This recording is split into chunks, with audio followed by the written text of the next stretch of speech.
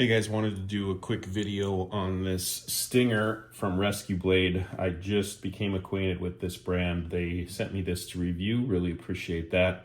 And I'm about to head out with my son, and this is going in the car with me. This thing's awesome. So I did open it up, wanted to have all the pieces laid out here for you.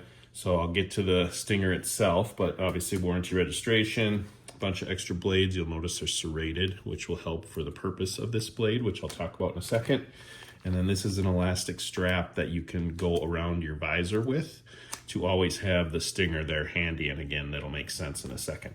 So this is the Stinger itself. It is a multi-tool for use in your vehicle in emergency situations. The first piece of the tool is this hardened tip here. That's for breaking windows. If you get in a crash, go in the water, whatever, and need to get out, that's what that's for. Second part is this flip latch here to expose the blade, and this hook.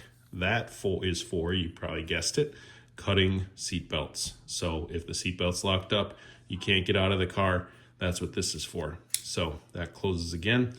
Then the third function is pushing a button here, pulling this out, and you can see you expose the blade totally. So you can also flip this around then, and this little push button locks it in place here.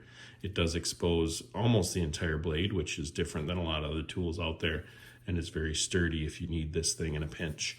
So really cool tool. It's got the belt clip, of course, which also clips onto this on your visor, which is why I said it would make more sense. And then the serrated blades extra. So really cool tool, the Stinger from ResqBlade. Like I said, going in the truck right now. Thanks a lot.